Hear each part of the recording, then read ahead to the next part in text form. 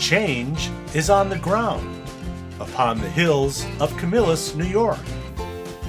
And change is in the air at Westvale Golf Course.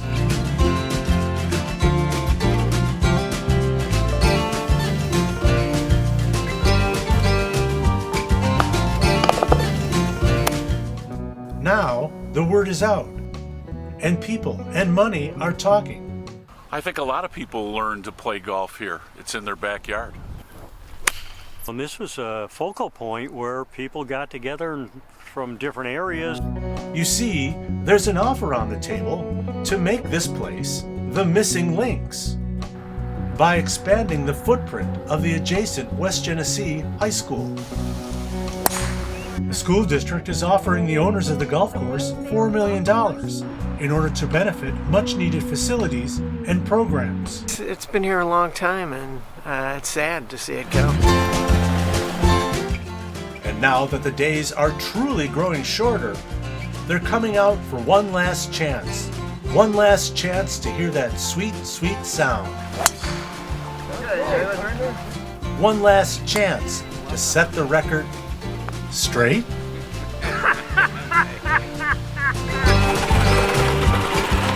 So come on along. One last round.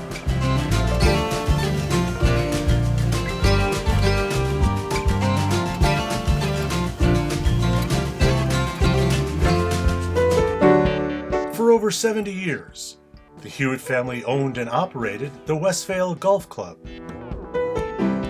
The patriarch of the clan was Cornelius Bucky Huitt, a husband, father, golf pro, mentor to many, and according to everyone you meet, an all-around great guy. Everyone loved Bucky, and rightly so. He was warm, had a great sense of humor, and very empathetic. He cared about people. He was grew up in Nedrow, and I think he used to bounce up and down, going up to his house or whatever. So he looked like a horse or something. With a real name of Cornelius, I think they had to switch it to something. Right. So. Right. Yeah. I don't know. Who's going to call him Cornelius? You got to call him Bucky. He grew up on Rockwell Road in the Syracuse suburb of Nedrow. He came from a family with not a lot. His father died at an early age. He'd get up early in the morning and, I believe, walk up to Lafayette. I believe there was a trail that used to go over where 81 is now to Lafayette, and he'd spend the day there and he'd caddy. Today, the good times have gone to seed at Lafayette Country Club. But back in the glory days of professional Augie Nordone, the club had a national reputation for the level of golf played here. The club's membership featured a roster of seasoned and competitive golfers. And quietly, in the background, Bucky observed and absorbed the nuances of the game. I guess he just fell in love with golf, when he was caddying, and people just kind of helped him along. Bucky spent 3 years as Nordone's assistant at Lafayette, and 3 years as Emmett Kelly's assistant at Green Lakes, before finally becoming the pro at Westvale in 1949. A golf course that's always been a place where things change, and then change again. Like its name, for instance. Back when it opened in 1932, it was known as Stonehenge, so called because of the stone fences that lined the course. It was originally farmland, and the farmers, when stones would pop, they used them to line the walls around the property lines. Those stone fences are the only thing set in stone at Westvale.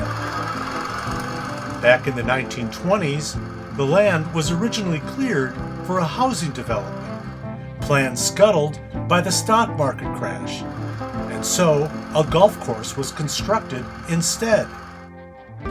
Despite the depression, the course was a big success when it opened. Emmett Kelly was Stonehenge's second pro.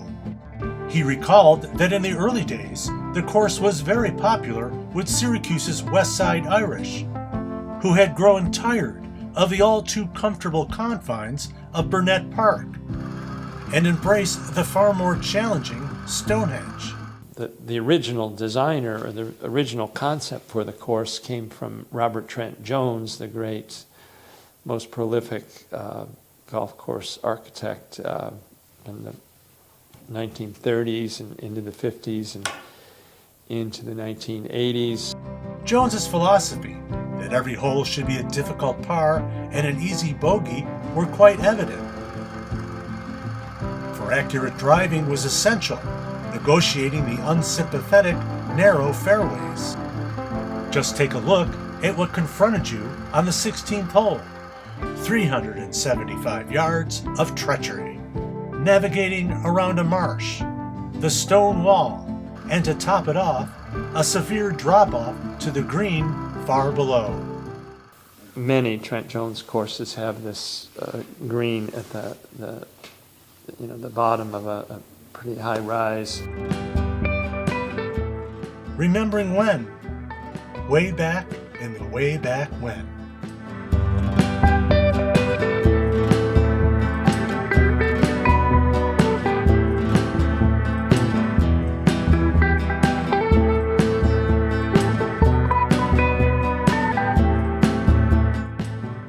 Out at Stonehenge, where the rounds went around and around and around.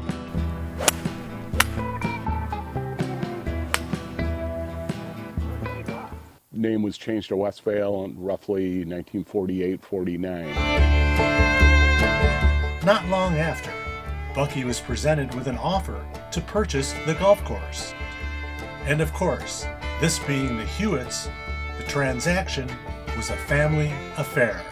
They actually bought it in 1951. And my uncle, Walt Matusak, and my father and mother, and my uncle Walt's wife, Mildred, bought it, and that's what they did. In 1965, my father bought my uncle out, and he opened Winona Golf Course. The layout and yardage of Westvale was always subject to the demands of progress. As suburban Camillus developed around it, the size of the golf course shrank. With the GI Bill in place, the early 50s was the era of subdivisions and family additions. And land was needed for schools and commercial businesses. It was originally 177 acres when they bought it, and they sold 34 to the school, and it was like 19 to the mall. The school was West Genesee High School. Well, they would walk over, when they came out of school, they would walk over the green, going to the clubhouse to have lunch with their high heels. My father go, hey, get off the green, because, they had the little spike heels, and it would leave holes in the green. That's right. At one time, every dogleg had its day around here. Right next door was once the Camillus Plaza, the one-time home of the driving range. Some of the history of Westvale, formerly Stonehenge, there's a map here of the club before it was constructed, whatnot, and the driveway went in from Genesee Street to the original clubhouse, which was near like the present day 8th green. They're like 53, 54, somewhere in there. They sold land to the school, which made the clubhouse have to be moved to West Genesee Street. Traveling west on Route 5, there was the driving range, a putt-putt course, and the Callett Drive-In Theater on the corner of Casson Road. Geez, this was, back then there was still country out here, sort of. To make way for Camillus Plaza, in 1965, the clubhouse was moved to its final location on Casson Road. Celebrating their new facility, the brothers-in-law engraved their names on the building. Camillus was a sort of a quiet but growing suburb coming out of the World War II post-war era. As the 50s and 60s rolled on, the streets surrounding the golf course began filling up with homes, and it was boom baby boom in the neighborhood as a generation of baby boomers sprouted up. Rocco Chip Capraro was one of them. From age 12 to 22, all through high school and college, I played here probably every day in the summer, spring, and fall. And 3 more baby boomers grew up on the fairways of Westvale. Bucky made sure that his kids, Tommy, Debbie, and Gary, would get into the swing of things at a very early age. What's the best advice he ever gave you in terms of golf? Straight down the middle. Keep your head down. Yeah. And how about in life? What's the best advice? Keep your head down. Keep your head down. I remember everybody saying, you know, they loved Bucky because he had all the patience in the world. He was the best teaching pro in Syracuse. Bucky's reputation as a teacher earned him a spot as a local television personality. I believe that was called 4. But then when he used to come on, they used to sing Straight Down the Middle with Bucky Huitt. 4 was a weekly 15-minute show, carried live and in film segments, airing on WHEN Channel 8 in 1958 and 59. The format featured Bucky teaching tips of the game to sports anchor Arnie D'Angelo. Grip, stance, and backswing. Bucky had all the answers for your game. He loved teaching people stuff.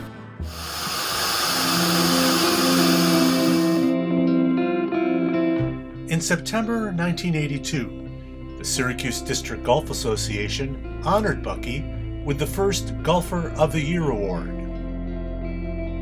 However, change was in the wind, for in 6 months, Cornelius Bucky Huitt passed away, and a few years later, the family matriarch Helen Noley Huitt as well.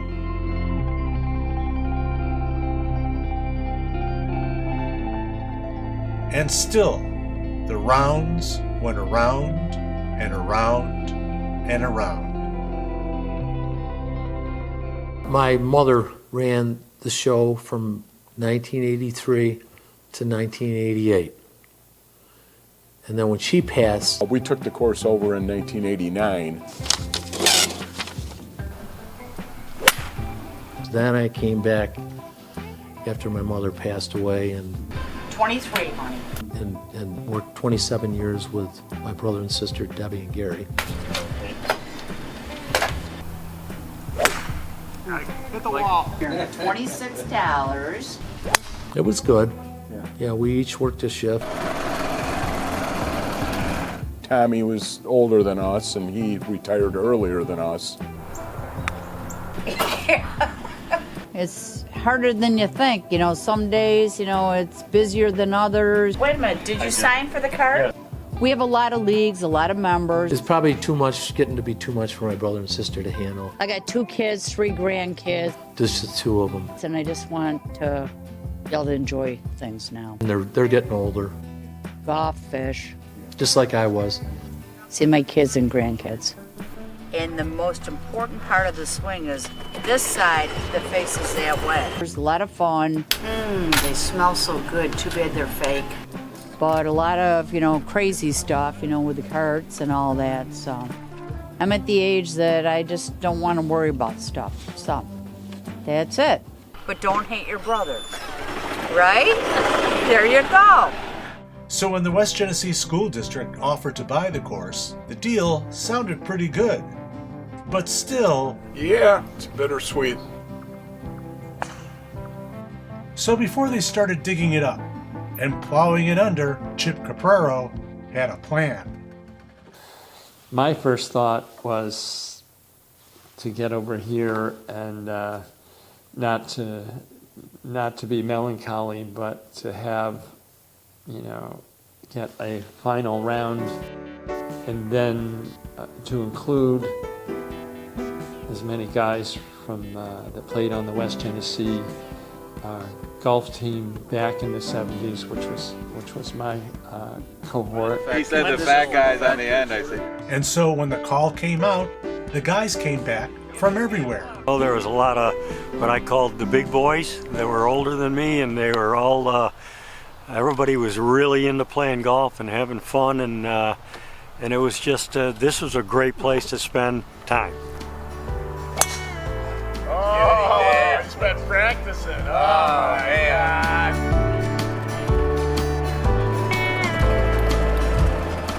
Oh, to be back home on the range.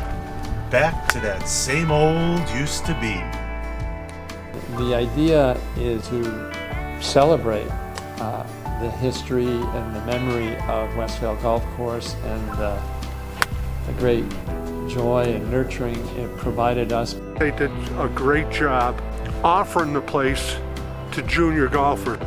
I lived about a mile away from here, and I used to walk over here every day during the summer carrying my bag, and I started playing here when I was 9 years old. The West Genesee Wildcat golf teams of the 70s were powerhouses, at one point winning 4 consecutive Onondaga High School League titles. Back in the day, Dick Turf Thomas was the guy's junior varsity golf coach. There was one that had a flange on the side. He came all the way from Florida and showed his boys he could still nail it and mail it. There you go. They were the greatest golf team ever in the history. The varsity team never lost a dual match. If you didn't shoot under par, you didn't play. Well, this high school is right over there. We used to walk across right to the first tee or the practice green, which is rare because most high school teams you got to get a car and go to the course. We could just walk. That was a big advantage for us. That's, I think, one of the reasons we were really pretty good. Or in the woods. It's like their backyard. They used to sled ride and ski.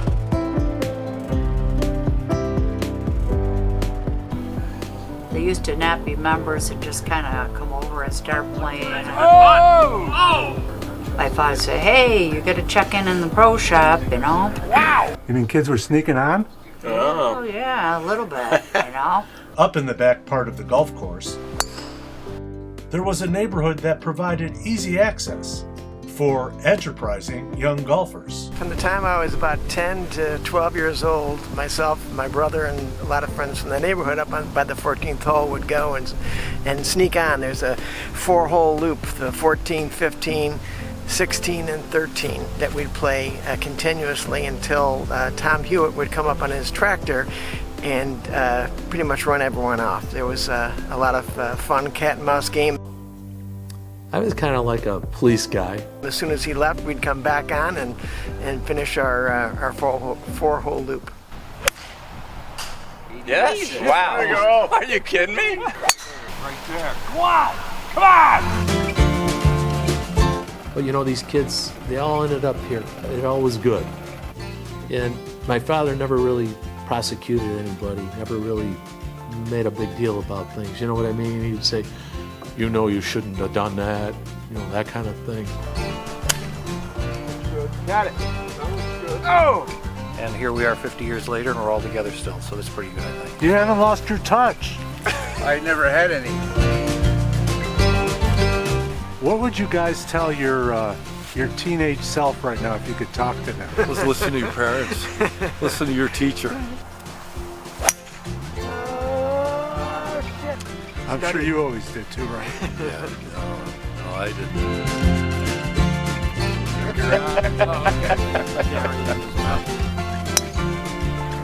I think this was, if that's my recollection, this was the fairway to the 9th hole. Nice seeing the old faces. Beauty, Good ball, Chip. Yeah. Yeah. Yeah. They didn't forget it. It was nice. It was wonderful. Growing up here was great for anybody young because of Bucky Huitt. On December 11th, 2023, the West Genesee Central School District held a referendum vote determining the fate of the golf course, where Camillus residents approved the sale. You can turn out the lights and stack up the chairs. It's closing time at Westvale. You've had a lot of regular people here over the years. Oh, we have. Tons, you know.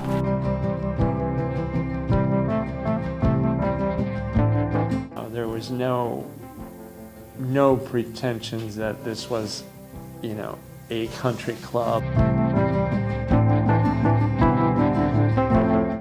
A lot of the same characters, you know. Uh-oh, what's this one? Look at this one. Everyone was just very sincere.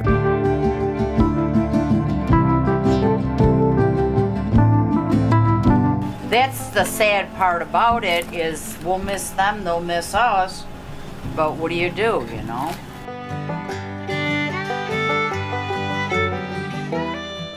So it's one last time for one last look and one last round at the place where once upon a time the rounds went around and around and around. It's too bad it can't be a golf course, but you know, you can't be here forever. Onward.